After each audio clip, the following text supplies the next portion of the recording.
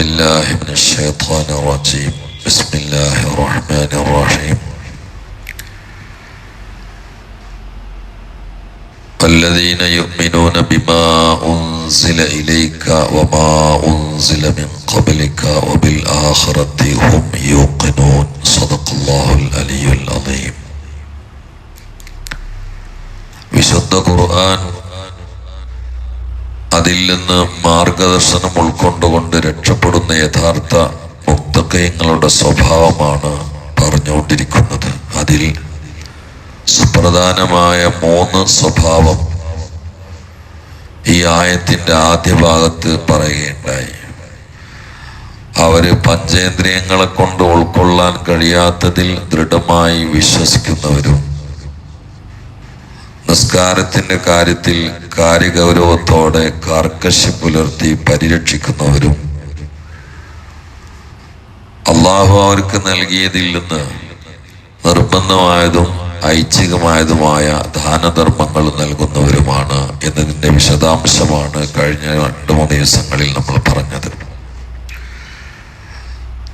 തുടർന്ന് പിന്നെയും ലക്ഷണങ്ങൾ അള്ളാഹു പറയുകയാണ്. ആ മുത്തഖീങ്ങൾ ആരാണ്? അല്ലദീന ഒരു വിഭാഗമാണ്. യുഅ്മിനൂന ബിമാ ഉൻസില ഇലൈക, നിങ്ങളിലേക്ക് ഇറക്കപ്പെട്ടത് കൊണ്ട് വിശ്വസിക്കുന്നവരാണ്. അത് വിശുദ്ധ ഖുർആൻ. ഖുർആന്റെ വിഷയത്തിൽ മുഅ്മിനീങ്ങൾക്ക് ഒരു തർക്കം ഉണ്ടാവില്ല. ഏതെങ്കിലും ഒരു ആയത്തിന്റെ വിഷയത്തിൽ പോലും തർക്കം ഉണ്ടാവില്ല. ഖുർആന്റെ ഒരു ആയത്തിൽ സംശയിച്ചാൽ അവൻ കാഫിറാണ്. അപ്പൊ അവിടെ ഒരു സംശയം വരും, ബിസ്മിയുടെ കാര്യത്തിൽ സംശയമില്ലേ എന്ന്. കാരണം ബിസ്മി ഫാത്തിഹയിൽ പെട്ടാണോ അല്ല എന്ന കാര്യത്തിൽ അഭിപ്രായ വ്യത്യാസമുണ്ട്. അതിനെക്കുറിച്ച് മഹാന്മാരായ പണ്ഡിതന്മാർ സർവ്വത ചർവണം നടത്തിയതിനു ശേഷം അവസാനം രേഖപ്പെടുത്തിയത് ഒറ്റ പ്രസ്താവനയാണ്: ബിസ്മി ഖുർആനിൽ പെട്ടതല്ല എന്ന് പറഞ്ഞാൽ കാഫിറാവും. ബിസ്മി ഖുർആനിൽ പെട്ടതല്ല എന്ന് ആരെങ്കിലും പറഞ്ഞാൽ കാഫിറാണ്. ഇനി ഓരോ സൂറത്തിന്റെയും തലപ്പത്ത് പെട്ടോ ഇല്ലേ, അതിൽ അഭിപ്രായ വ്യത്യാസം. ആയത്തിൽ പെട്ടതാണ്, പക്ഷെ അത് ഓരോ സൂറത്തിന്റെയും തലപ്പത്തുള്ളതാണോ അല്ലേ, അതിൽ അഭിപ്രായ വ്യത്യാസം.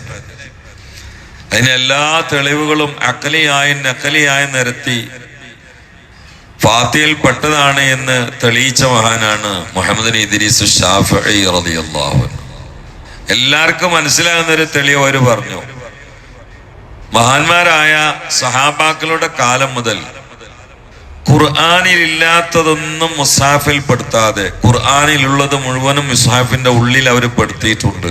അങ്ങനെ ആകുമ്പോ എല്ലാ മുസ്ഹാഫിലും ബിസ്മി ഫാത്തിഹയുടെ തുടക്കത്തിലുണ്ട്, എല്ലാ സൂറത്തിലുണ്ട്. പ്രത്യേകിച്ച് സൂറത്തുൽ ഫാത്തിഹയുടെ തുടക്കത്തിൽ ബിസ്മി ഉണ്ടല്ലോ. അപ്പൊ ഇതിങ്ങനെ കണ്ടപ്പോ തന്നെ മനസ്സിലായി ബിസ്മില്ലാഹിർ റഹ്മാനിർ റഹീം എന്നുള്ളത് എല്ലാ സൂറത്തിന്റെയും ആരംഭത്തിലുള്ളതാണ് എന്ന്.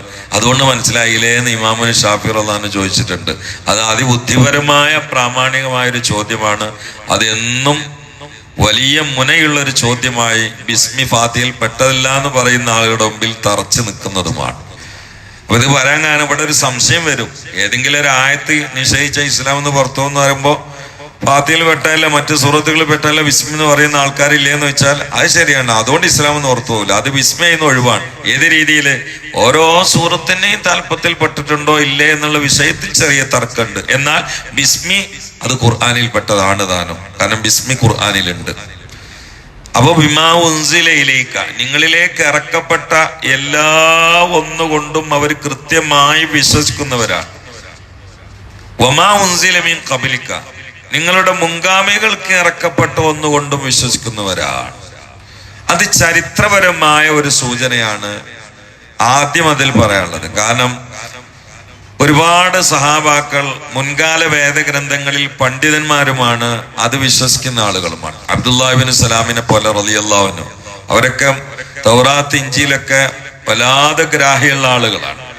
അത് അവരുടെ ഒരു ചരിത്രപരമായ സത്യത്തിലേക്ക് സൂചനയാണ്. പിന്നീട് ഖുർആൻ വിശ്വസിച്ച സഹാബാക്കളിൽ കുറെ ആളുകൾ നേരത്തുള്ള ഗ്രന്ഥങ്ങളിൽ വിശ്വസിച്ച ആളുകളാണ്. ആ നിലയിലും അത് വിശദീകരിച്ച മഹാന്മാരുണ്ട്. എന്നാൽ അത് നമുക്കും ബാധകമാണ്. കാരണം നമ്മൾ ഖുർആൻ കൊണ്ടും വിശ്വസിക്കുന്നവരാണ്. അതിലൊരു ആയത്തും ഒരു അർഫും നമ്മൾ തെറ്റിക്കൂല. അത് പൂർണ്ണമായിട്ട് നമ്മൾ വിശ്വസിക്കുന്നവരാണ്. അതോടുകൂടി നമുക്കൊരു ദൃഢമായ വിശ്വാസമുണ്ട്. അള്ളാഹു ഇറക്കി കൊടുത്ത ഗ്രന്ഥം ഖുർആൻ മാത്രമല്ല, തൗറാത്ത് അള്ളാഹു ഇറക്കി കൊടുത്തതാണ്, ഇഞ്ചീൽ അള്ളാഹു ഇറക്കി കൊടുത്താണ്, സബൂർ അള്ളാഹു ഇറക്കി കൊടുത്താണ്. അത് നമ്മൾ മുൻഗാമികൾക്ക് കിട്ടിയല്ലോ എന്നൊക്കെ നമുക്ക് തള്ളൂല്ല, നമ്മൾ വിസ്മരിക്കില്ല. ഒരു വേള നിഷേധിച്ചാൽ അത് അപകടവുമാണ്. അപ്പൊ അത് ഗ്രന്ഥം എന്ന് പറഞ്ഞ ഒരുപാട് ഗ്രന്ഥങ്ങളുണ്ട്. അള്ളാഹു ഫൈനലായി പൂർണ്ണമായി ഏറ്റവും അഹബ്ബായ ആൾക്ക്, ഏറ്റവും പൂർണ്ണ വിഭാഗത്തിന്, ഉമ്മത്തിന് അള്ളാഹു ഇറക്കി കൊടുത്ത ഗ്രന്ഥം അത് ഖുർആനാണ്. എന്നാൽ നേരെ മുമ്പ് ഇഞ്ചീൽ ഇറക്കി കൊടുത്തിട്ടുണ്ട്, തൗറാത്ത് ഇറക്കി കൊടുത്തിട്ടുണ്ട്, സബൂർ ഇറക്കി കൊടുത്തിട്ടുണ്ട്. ഇതിലൊന്നും മുഅ്മിനീങ്ങൾ തർക്കിക്കാൻ പാടില്ല, ഒക്കെ അള്ളാഹു ഇറക്കി കൊടുത്തതാണ്. പക്ഷേ ആ അള്ളാഹു ഇറക്കി കൊടുത്ത ഗ്രന്ഥാണ് ഇഞ്ചീൽ എന്ന് വിശ്വസിച്ചുകൊണ്ട് ഇപ്പം ബൈബിൾ എടുത്തിട്ട് വായിക്കാൻ പാടില്ല. കാരണം അതിലൊരുപാട് മാറ്റത്തിരുത്തലുകൾ വന്നിട്ടുണ്ട്, ഒരുപാടുണ്ട്. ചെറിയ ചെറിയ അടയാളങ്ങൾ മാത്രമേ വാക്യക്കും, ബാക്കിയൊക്കെ തിരിച്ച് മറിച്ച് ഇല്ലാത്ത കൂട്ടി ഉള്ളത് ഒഴിവാക്കിയിട്ട് മാറ്റത്തിരുത്തലുകൾക്ക് വിധേയമായതാണ്. എന്നാലും അത് മഹാനായ ഈസാ അലൈഹി ഇസ്ലാമിനെ ഇറക്കി കൊടുത്താവാനുള്ള സാധ്യത നമ്മൾ അംഗീകരിക്കുന്നു. അതുപോലെയാണ് ഇന്ന് നിലവിലുള്ള ഒരുപാട് പുരാണങ്ങളും ഒരുപാട് ഉപനിഷത്തുകളും. ഇതൊക്കെ ഏതൊക്കെയോ അമ്പിയാക്കളിൽ പലർക്കും അല്ലാഹു ഇറക്കി കൊടുത്തതാവാനുള്ള സാധ്യതയെ നമ്മൾ അംഗീകരിക്കുന്നു. അതോടുകൂടി ഇതൊന്നുമാണ് അത് നമുക്ക് ഉറപ്പിച്ച് പറയാൻ പറ്റൂല എന്ന് നമ്മൾ ഉറപ്പിച്ച് പറയുന്നുണ്ട്. ഖുർആൻ മാത്രമല്ല അള്ളാഹു ഇറക്കി കൊടുത്തത്, ഇവിടെ വേറെയും ഗ്രന്ഥങ്ങളൊക്കെ അള്ളാഹു ഇറക്കി കൊടുത്തിട്ടുണ്ട്. അതിന് സബൂർ, തൗറാത്ത്, ഇഞ്ചീൽ എന്നൊക്കെ പേരുണ്ട് എന്ന് വിശ്വസിക്കുന്ന ആളുകളാണ് മുസ്ലിമീങ്ങൾ. അത് വിശ്വസിക്കാതെ യഥാർത്ഥത്തിൽ ഈമാൻ നിലനിർത്താൻ കഴിയില്ല. ഇതും കൂടി പറഞ്ഞിട്ട് അള്ളാഹു തആല ലാസ്റ്റ് ഒരു ഫുൾ സ്റ്റോപ്പാണ്. ആഖിറം കൊണ്ട് അവർ ഉറപ്പിച്ച് വിശ്വസിക്കുന്നവരാണ്. അതാണ് ആഖിർ. ആഖിർ എന്ന് പറഞ്ഞാൽ അവസാനം എന്നാണ്. അപ്പൊ ആഖിറ എന്നിവിടെ ഹാത്ത കൊടുത്ത് പറയാൻ കാരണം ദാറ് എന്നതിന്റെ സിഫത്തായിട്ടാണ് എന്നാണ്. ദാറ് എന്ന് ഇവിടെ അല്ലേ കളയപ്പെട്ടതാണ്, നേരത്തെ വേറെ സ്ഥലത്ത് പറഞ്ഞിട്ടുണ്ട്. ആ ദാറ് എന്നത് മുഅന്നസാണ്, അതുകൊണ്ടാണ് ഇവിടെ അതിലേക്ക് സ്ത്രീലിംഗത്തിലേക്ക് സൂചിപ്പിക്കുന്ന ഹാത്താവ് കൊടുത്തത്. അപ്പൊ ആഖിർ എന്ന് പറഞ്ഞാൽ അവസാനത്തേന്ന് ഇന്ന് ആഖിർ പരലോകത്തിന് പേരിടാനുള്ള കാരണം ദുനിയാവ് ആദ്യത്തേത്, അത് കഴിഞ്ഞിട്ടാണല്ലോ മറ്റേത് വരുന്നത്. അതുകൊണ്ടാണ് ദുനിയാവ് കഴിഞ്ഞിട്ടല്ലേ ആഖിറം വരുന്നത്, അതുകൊണ്ടാണ്. അപ്പോ ആഖിറം എന്നത് കൊണ്ട് വിശ്വസിക്കുന്നവരാണ്. ഈഖാന്, മൂക്കിന് യഖീനുള്ള ആള്. യഖീന് പല തസ്തികയാണ്. ഇസ്മുൽ യഖീൻ, റസ്മുൽ യഖീൻ, ഇൽമുൽ യഖീൻ, ഐനുൽ യഖീൻ, ഹഖുൽ യഖീൻ, ഹഖീഖത്തുൽ യഖീൻ. ഇതൊക്കെ യഖീന്റെ മർത്തബകളാണ്. ഇസ്മുൽ യഖീനും റസ്മുൽ യഖീനും ഒന്നിനും പറ്റൂല, പേരിന് മാത്രമേ യഖീനാണ്. എല്ലായിടത്തും ഇങ്ങനെ യഖീന് എഴുതിച്ചോണ്ട് യഖീൻ ഉണ്ടാവില്ല. തവക്കൽതു അലല്ലാഹ് വീടിന്റെ ഡോറിന്റെ മേലെ എഴുതിച്ചോണ്ട് തവക്കുലുണ്ടാവോ? അത് നമുക്ക് ഉണ്ടാണ്ടേ. വണ്ടിയിലുള്ളതൊക്കെ മാഷാ അല്ലാഹ് തവക്കൽതു അലല്ലാഹ്, അതിൽ ഇരിക്കുന്ന ആൾക്കാർക്ക് ഒരു തവക്കുലിട്ടില്ലേനു. അതല്ലേ, ഇതിൽ ഇരിക്കുന്ന ആൾക്കാർക്ക് തവക്കുൽ വേണ്ടേ?